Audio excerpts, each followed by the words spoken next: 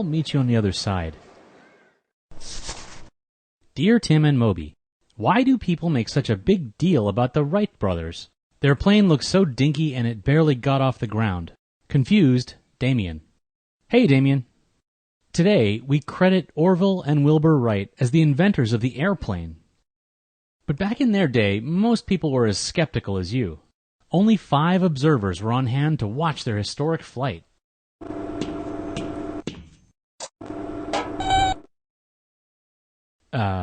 On December 17th, 1903, the Wright Flyer flew for 12 seconds, covering 120 feet. The brothers took turns piloting until they made it nearly 1,000 feet. No, none of those runs went more than 10 feet off the ground. And they needed a track going down a hill to get the flyer airborne. And the plane was destroyed by a gust of wind. It never flew again. Okay, so maybe the flights themselves aren't all that impressive. Other inventors had made similar flights before them. But the Wright Flyer marked a turning point. It was the first powered plane that a pilot could totally control. For decades, people have been trying to create the perfect flying machine. Sir George Cayley built models to study aerodynamics, how air flows around objects. His work led to advances in the design of wings and tails. Early pilots used these discoveries to build and fly gliders, unpowered aircraft. Otto Lilienthal, known as the Glider King, made thousands of such flights. He would leap from high places to capture wind currents. Then shift his weight around to change direction and stay level. It worked, until his last flight in 1896. A strong gust of wind sent Lilienthal into a steep nosedive. Orville and Wilbur were deeply affected by his death. It inspired them to create a more reliable maneuvering system. Working out of their bicycle shop, the Wrights began designing their own airplane in 1899. They started by collecting and comparing huge amounts of data. They read up on the experimental aircraft of their predecessors and spent hundreds of hours analyzing how birds maintain stability. Laugh all you want, it's what led to their big breakthrough. They realized birds didn't just use their feathers for flapping. Tiny twists of their wings and tail enabled them to stay level. They also seemed to help them make adjustments to their altitude and direction.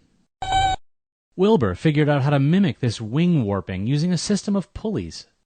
This gave their Wright Flyer 3 different types of control. The wings could curl to let the airplane roll. The elevator controlled pitch. And the rudder enabled the plane to yaw.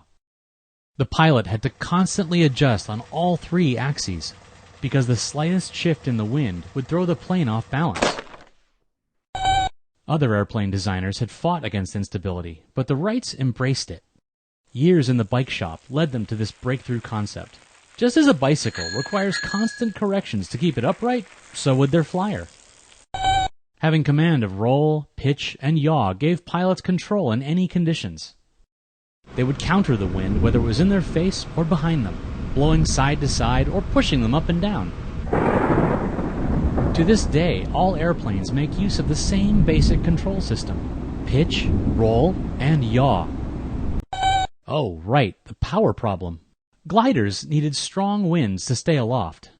So some early plane designers focused on creating a portable wind source.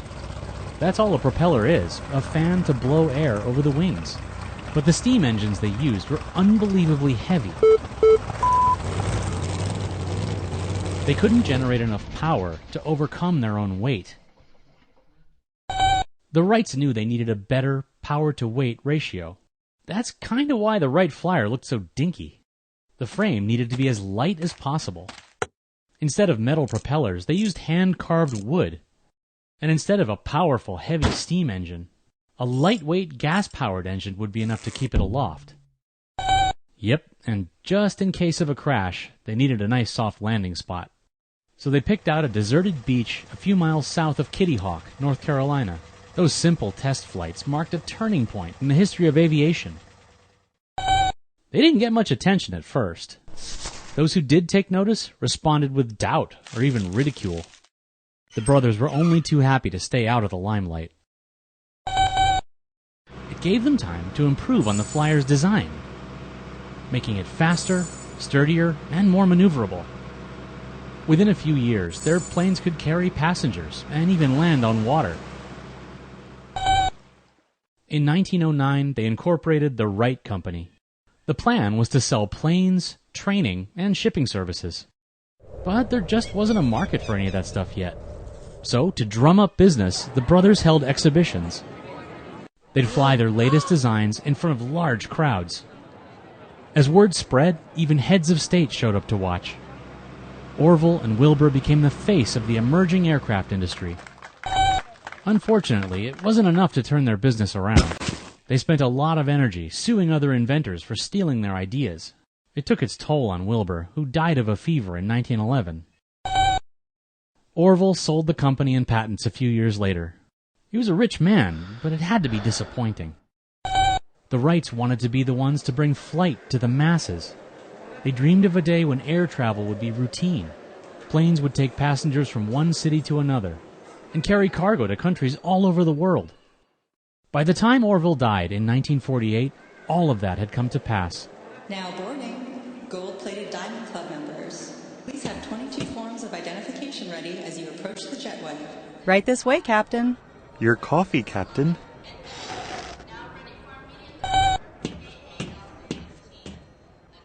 Looks like I picked the wrong week to quit biting my nails.